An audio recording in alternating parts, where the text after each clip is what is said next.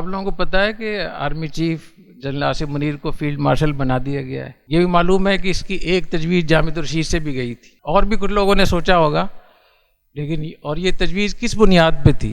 جو اندرونی حالات مجھے اس کے معلوم تھے, حالات ملک کے, ریاست کے, جو میں نے اپنی آنکھوں سے جو کچھ دیکھا اس کو سامنے رکھتے ہوئے یہ ہم نے اس کے لیے ایک کمپین بھی چلائی. اس کے لیے جو متعلقہ ادارے ہوتے ہیں, متعلقہ افراد ہوتے ہیں, ان سے کہا, جاوید چودھری صاحب سے میں نے کہا کہ آپ اس پہ ولاگ کریں. تو جب آپ ولاگ کریں گے تو اس کے ساتھ پھر تو میں نے تو کہا تھا کہ میرے نام نہیں لینا, لیکن انہوں نے میرے نام سے, کیونکہ وہ اپنے اوپر ذمہ نہیں لینا چاہ رہے تھے. ہر آدمی یہ سوچتا ہے کہ اگر میں نے فوج کے حق میں بات کی تو لوگ مجھے بوٹ پالشیا کہیں گے.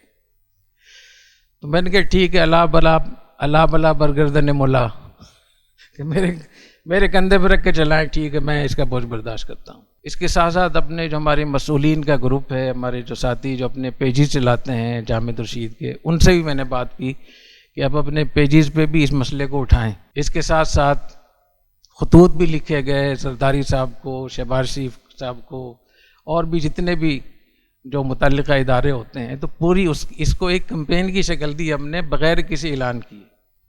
تو کوئی بھی کام جب ہوتا ہے تو ایسے ہی نہیں ہوتا ہے.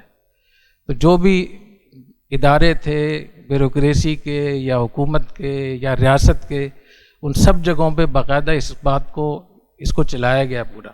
تو بالکل ہو سکتا ہے کہ حکومت میں بہت بڑے بڑے لوگ ہوتے ہیں, وہاں سے بھی کسی نے اسی قسم کی تجویز دی ہو, لیکن یہ کہ آپ کے لیے میں سمجھتا ہوں کہ یہ ایک اہم بات ہے کہ آپ کے ادارے سے ایک بات یہاں سے ہوئی تو اور اس کو پذیرائی ملی. تو اللہ تعالیٰ کا شکر ہے الحمدللہ.